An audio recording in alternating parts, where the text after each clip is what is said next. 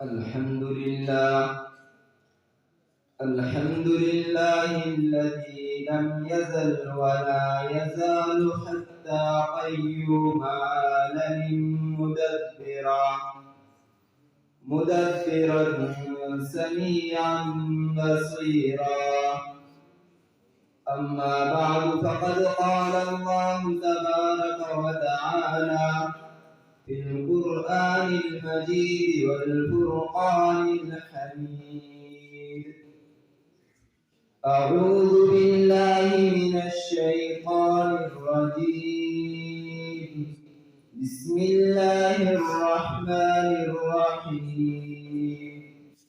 إلا تنصروه فقد نصره الله إذ أخرجه الذين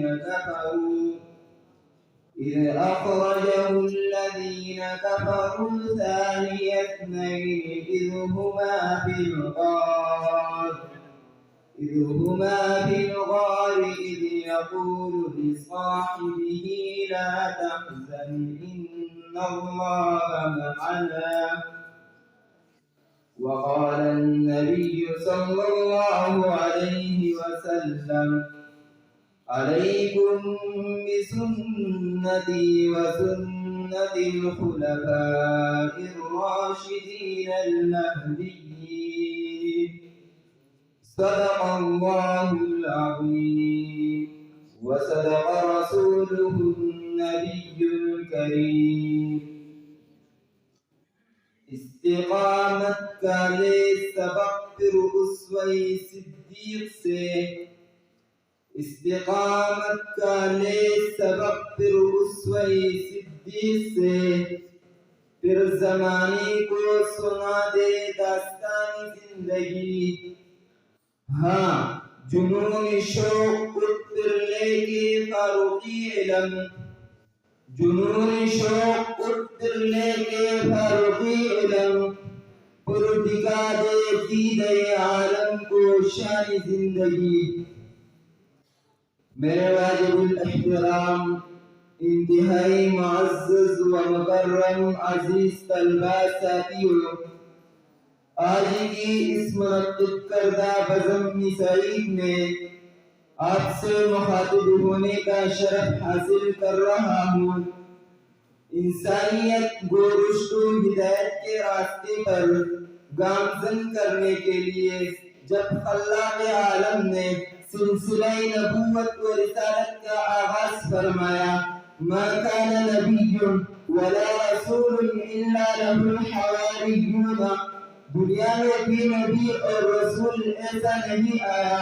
جس کی نبوت و رسالت کی گواہی دینے والے بھی لوگ موجود نہ ہو،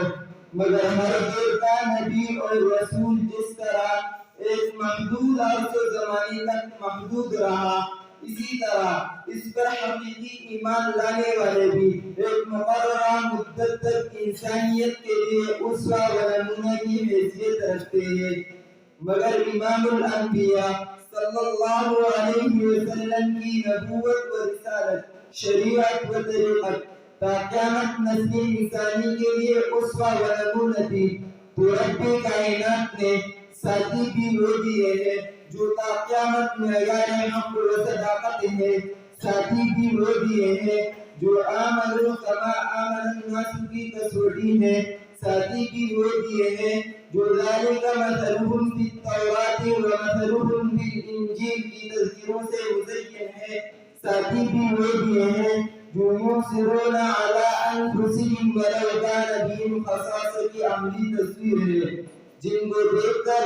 اسوہ نبوت کی خوشبو مہکتی ہے. شاعر نے کیا خوب کہا ہے: خدا ان سے راضی وہ راضی خدا سے،